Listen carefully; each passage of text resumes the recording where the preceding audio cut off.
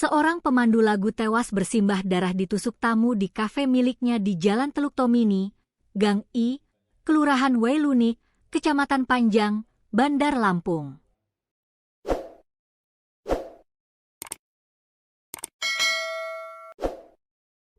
Peristiwa tragis tersebut terjadi sekitar pukul 5.30 waktu Indonesia Barat. Korban berinisial N, 36, mengalami luka tusuk di bagian leher belakang. Berdasarkan informasi yang dihimpun, kejadian bermula sekitar pukul 5 WIB saat warga mendengar keributan disertai teriakan minta tolong. Tak lama kemudian, korban ditemukan dalam kondisi bersimbah darah.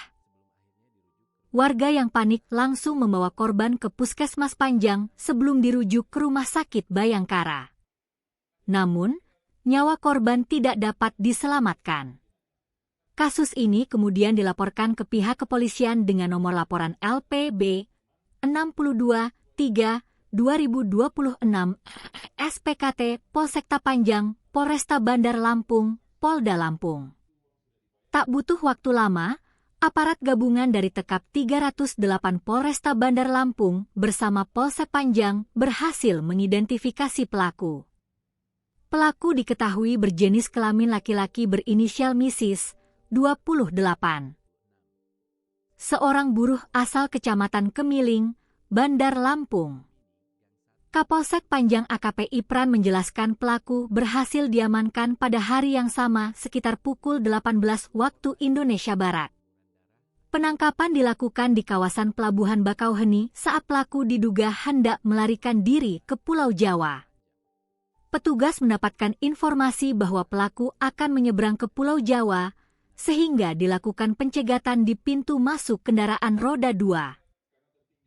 Saat melintas, pelaku langsung dihentikan dan diamankan, ujar AKP Ipran, Rabu, 1 April 2026. Pelaku kemudian dibawa ke kantor KSKP Bakauheni untuk dilakukan pemeriksaan lebih lanjut. Dari hasil interogasi, pelaku mengakui telah melakukan penganiayaan yang menyebabkan korban meninggal dunia. Saat ini, pelaku telah diamankan dan masih menjalani proses hukum lebih lanjut.